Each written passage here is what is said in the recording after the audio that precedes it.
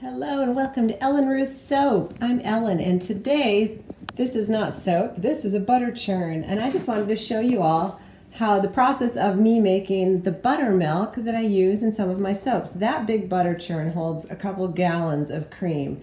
Didn't use that today. I have used it in the past when we were milking cows and goats and all that, but today I had about a quart of cream, heavy cream from raw organic milk that we pick up at a neighboring Mennonite farm. I put it in this little Ninja bladed food processor and spun it at room temperature. I got to bring it to room temperature so it cultures.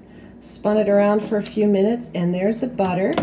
And I'm going to be taking the butter bits out and rinsing them off, and what's left is wonderful buttermilk with all the lactic acids and just the skin benefits of the milk products. You know, Cleopatra used to do milk baths.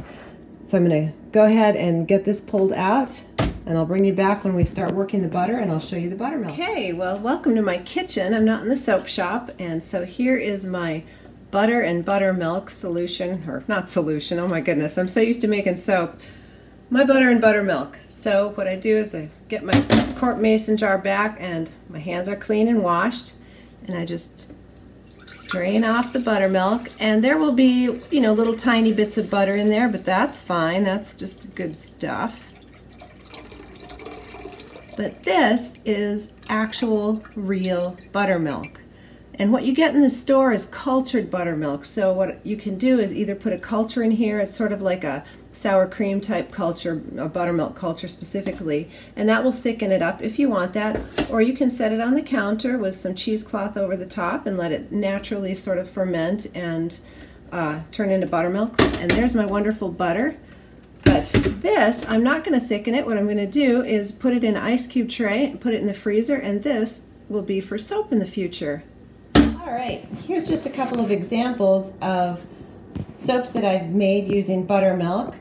This one is my butter bar that has mango, shea, and cocoa butter and buttermilk. The middle one here is my buttermilk and rose. And this one is banana and oats and buttermilk.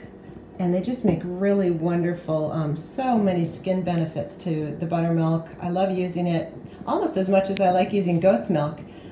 So I'm going to get that buttermilk into ice cube trays and frozen up for my next batch of buttermilk soap. I hope you come along and join me while I make that in the future.